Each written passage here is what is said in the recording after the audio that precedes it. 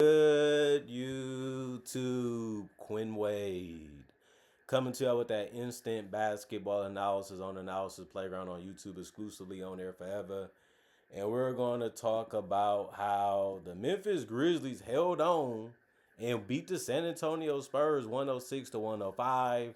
The Spurs fall to 25-11, but they 13-6 on the road. Memphis improved to 16-20 and 8-9 at home. The Spurs won the first quarter 31-21, but they lost the second quarter 25-23. In the third quarter 36-27, they made a run to be able to win the game, but they missed a shot in the corner, and De'Aaron Fox missed a shot from mid-range, and they ended up going 24-24, but by the Memphis Grizzlies having the lead, they lose by one. Harrison Barnes for the San Antonio Spurs. 20 minutes for him. He only gave him 2 points. He was 1 of 6 from the field, 0 of 3 from the 3-point line. Everybody in the starting lineup had a rebound or more or assist or more. 3 rebounds, 1 assist, no turnovers, no personal fouls, and the +1 in plus minus. Not the game you wanted them to have, but you still was in it and you had a chance to win it. Julian Champagnie, 32 minutes he played, and he ended up getting 23 points. He was 7 of 11 from the field, 5 of 8 from 3, 4 of 5 from the free throw line, 8 boards, 2 assists, 2 turnovers, 4 steals, 2 personal fouls, and a +15 and plus minus. I look at it and say the starters really didn't give you much in this one, because even Big Net, Luke Cornett, 27 minutes, 4 points, 2 of 6 from the field, 0 of 1 from 3, 7 rebounds, 3 assists, no turnovers, 1 block, 5 offensive rebounds, which was really good, and 1 personal foul and a -3 and plus minus. He wasn't getting the easy open looks as much in this one, and even when he did, he couldn't really finish. De'Aaron Fox, he was held to 9, even though he took 17 shots.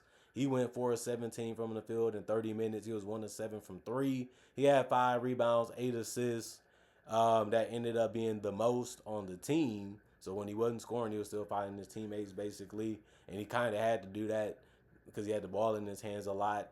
2 turnovers and a block, 1 offensive rebound, 1 personal foul, and a -18 and plus minus. Stephon Castle, 28 minutes, 15 points, 5 of 14 from the field, 2 of 4 from 3, 3 of 4 from the free throw line, 8 rebounds, 4 assists, 5 turnovers, 2 steals, 6 personal fouls. So he fouled out, and he knew that they needed him, but he was just playing so aggressive defensively and getting beat a lot. It happens that way, especially on the perimeter.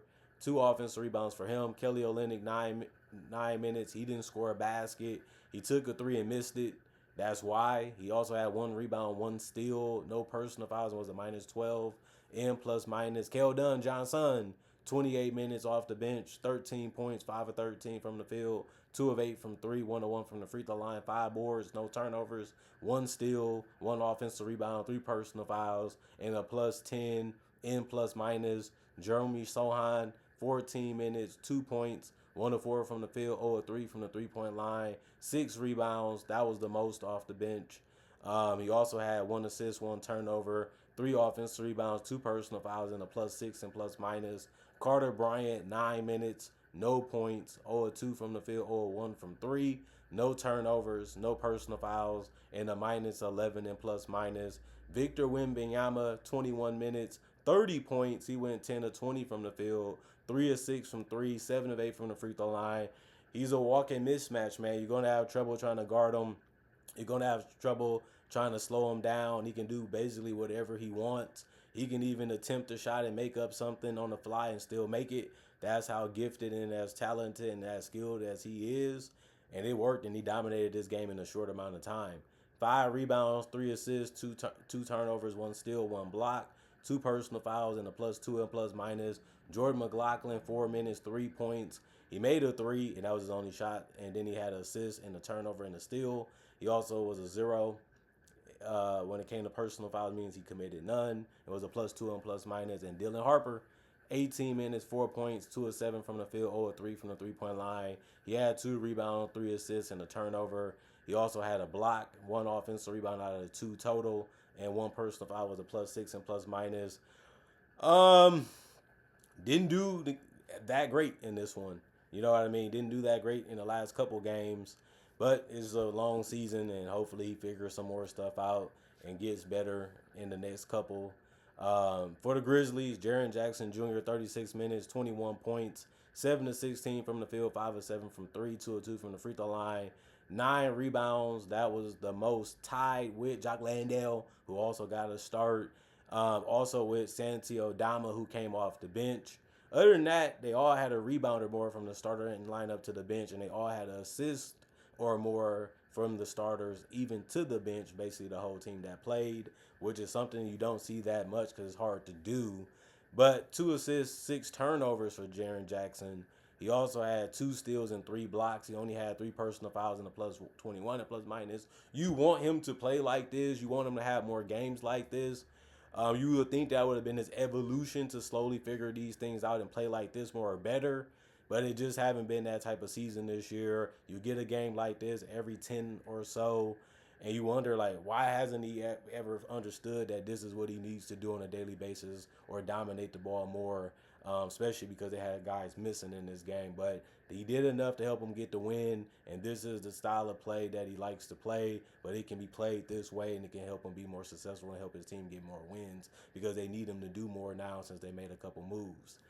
G.G. Jackson, 23 minutes, 2 points, 1 of 6 from the field, 0 of 3 from the three-point line, 7 rebounds, 1 assist, 1 turnover, 2 personal fouls, and a plus 17 and plus minus. He didn't score that well in this game, but he did a lot of other things to help you win.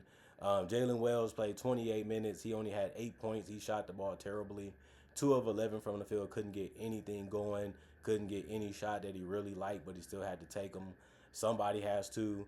2 of 7 from 3, 2 of 4 from the free throw line, 3 rebounds, 2 assists, 2 turnovers, a steal, no personal fouls, 2 offensive rebounds, a minus 17 and plus minus. Jock Landale, 24 minutes, 19 points, 8 of 15 from the field, 3 of 7 from 3, 0 of 2 from the free throw line, 9 rebounds, 2 assists, 1 turnover, 1 block, 6 offensive rebounds, 4 personal fouls, and a minus 4 and plus minus. He just slowed down, played within the system, and everything came to him. It was just about putting it in the basket, and he did an efficient job at that tonight. Same with Cam Spencer. He played 30 minutes.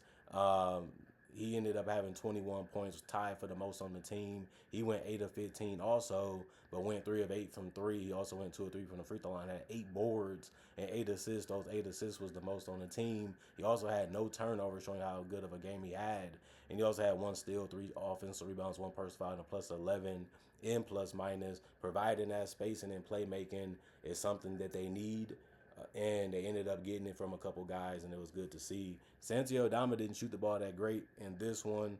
24 minutes, 10 points. You happy that he still got in double figures because he went 3 of 3 from the free throw line, 1 of 6 from 3, 3 of 10 from the field. 9 rebounds, 2 assists, 4 turnovers, 2 blocks, 3 offensive rebounds, 1 personal foul, and a minus 23 and plus minus. Christian Coloco, 18 minutes, 4 points, 2 of 4 from the field, 6 rebounds, 1 assist, 1 turnover, 1 steal, 3 blocks, 3 offensive rebounds, 1 personal foul, and a plus 12 and plus minus. He did so many things that mattered when it came to other statistical categories and how he played, that even him not scoring a lot of points didn't really make that much of a difference because he was just that active in this game.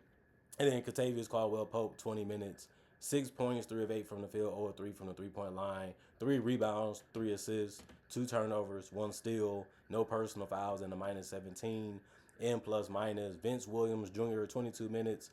That actually was a good amount because he ended up giving them 15 points. It was 5 of 7 from the field, 4 of 6 from 3, 1 of 1 from the free throw line. He had 6 rebounds, 5 assists. The 5 assists was the most off the bench. He also had 1 turnover, which is good. They didn't commit a lot of them, and then 1 personal foul, and was a plus 15 and plus minus. He was a big help for them. They needed offense, they needed shooting, they needed scoring, they needed everything that he gave them, and then more, and it worked out for him because Javon Small only gave them nothing points-wise because he went 0 of 6 from the field and 0 of 2 from 3. In 16 minutes, he also had 1 rebound, 2 assists, 2 turnovers, and a steal, 2 personal fouls, and he also was a minus 10 and plus minus. Neither team really shot the ball that great. The Grizzlies shot 98 times, and they only made 40% of them, while the Spurs shot 102 times and made 37% of them. By the way the Spurs was playing and how they was executing this whole entire run this year, You would have think that they would have been able to figure out some ways to get some good looks and some good efficient offense, and it just didn't happen for them tonight. 46 threes, 30%. The Grizzlies shot 49, 37%. 18 free throws for the Spurs, 83%. The Grizzlies shot 15 of them. They only made 67%. The Grizzlies beat them on the board 61-50. They also beat them in assists 28-26. They also had more turnovers 20-14. 7 steals for the Grizzlies, 9 for the Spurs. 9 blocks for the Grizzlies, 4 for the Spurs. 17 offensive rebounds, 13 for the Spurs. 44 defensive rebounds, 37 for the Spurs. And 15 personal fouls and 18 for the Spurs. So the Spurs, man, this is not a good look for them. Everybody was going crazy over them because they beat the Thunder, and they was excited that they can prove themselves to be a legitimate contender in the Eastern Conference. And now they're coming back to earth. That you got other teams to worry about. It ain't all about just beating the Thunder. You got a lot of teams in the West that match up well against you and can execute well against you, especially if they're healthy. And if you're healthy, the Spurs, they was here at one point, then they got up here, then they realized there's a lot of teams in the NBA, and there's a lot of good ones, and there's a couple great ones. If you want to be one of the great ones, you got to beat the Grizzlies. If you want to be one of the great ones, you got to play hard, and you got to get the best shots. You got to create the best shots, and you got to execute on both ends of the court at the highest level you can, as many nights as you can, and basically every night if you really want to be the best team in the league. And they get it. They just haven't been able to get to that point consistently enough yet.